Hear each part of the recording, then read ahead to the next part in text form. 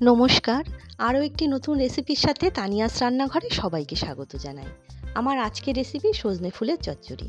তার জন্য 200 গ্রাম সজনে ফুল আমি পরিষ্কার করে বেছে ভালো করে ধুয়ে নিয়েছি। কড়াইয়ে সামান্য একটু তেল দিলাম, দিয়ে কিছু বেগুন আমি ছোট ছোট করে কেটে রেখেছি, বেগুনটা দিয়ে দিলাম ভাজার জন্যে।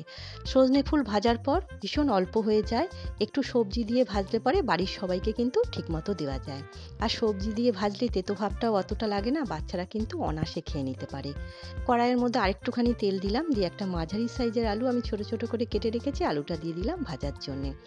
সজনে ফুল ভীষণ উপকারী, এটা আমরা সবাই জানি। আর এই টাইমে কিন্তু সজনে ফুলটা খাওয়া খুব উপকার।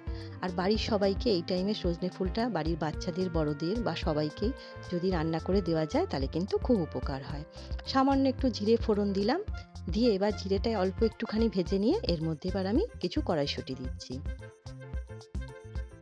এবার সমস্ত কিছু খুব ভালো করে মিশিয়ে আমি 2 মিনিটের জন্য ঢাকা চাপা দিয়ে দেবো, যাতে ভাপে একটুখানি কড়াইশুঁটি আর আলুটা সেদ্ধ হয়ে যায়। 2 মিনিট হয়ে গেছে।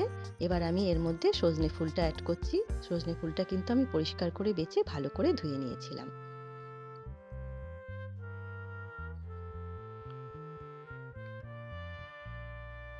এবার স্বাদ অনুসারে নুন দিচ্ছি আর সামান্য একটুখানি হলুদ দিচ্ছি।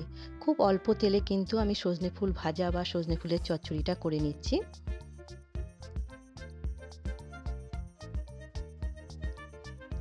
দুটো কাঁচা লঙ্কা দিলাম।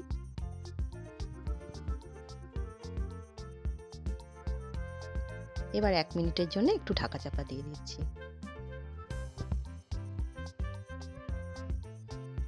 এবার ভেজে রাখা বেগুনটা আমি এর মধ্যে দিয়ে সমস্ত কিছু খুব ভালো করে মিশিয়ে আমি রান্নাটা করে নিলাম।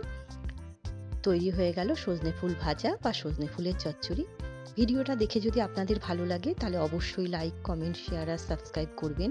যে সকল বন্ধুরা ফেসবুক থেকে দেখছেন তারা একটা লাইক দিয়ে অবশ্যই পেজটিকে ফলো করবেন। ভীষণ উপকারী একটা জিনিস সজনে ফুলের চচ্চড়ি বা ভাজা। আজ তবে এই পর্যন্তই, দেখা হবে পরের একটি নতুন রেসিপির সাথে। সবাই সুস্থ থাকবেন, ভালো থাকবেন।